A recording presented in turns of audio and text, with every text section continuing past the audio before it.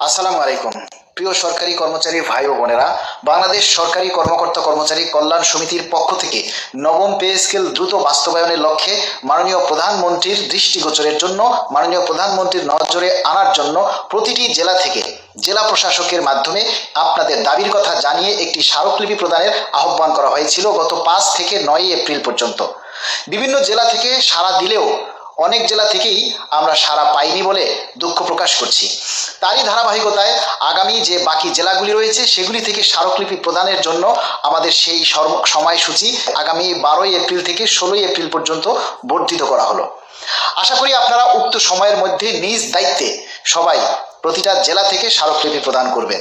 Pay স্কেলের দাবিটা সারা বাংলাদেশের এবং 64টা জেলার সকল কর্মকর্তা কর্মচারীদের, কিন্তু সেই দাবিটা গণতান্ত্রিক পদ্ধতিতে, সেই দাবিটা স্মারকলিপি আকারে লিখিতভাবে জেলা প্রশাসকের মাধ্যমে মাননীয় প্রধানমন্ত্রীকে অবহিত করার জন্য আপনারা অনেকেই এগিয়ে আসেন না। আবার অনেকেই আপনারা মন্তব্য করছেন স্মারকলিপি প্রদান করে কি হবে, আমরা অন্তর্বর্তীকালীন সরকারের সময় স্তূপ স্তূপ স্মারকলিপি দিয়েছি। আরে ভাই, অন্তর্বর্তীকালীন সরকারের সময় আমরা অনেক কিছু করেছি, মহাসমাবেশ করেছি, স্মারকলিপি দিয়েছি, সংবাদ সম্মেলন করেছি, তারপরে র্যালি করেছি, মিটিং মিছিল করেছি, অনেক কিছু করেছি। আবার জলকামান খেয়েছি, পুলিশের মার খেয়েছি, টিয়ার শেল খেয়েছি।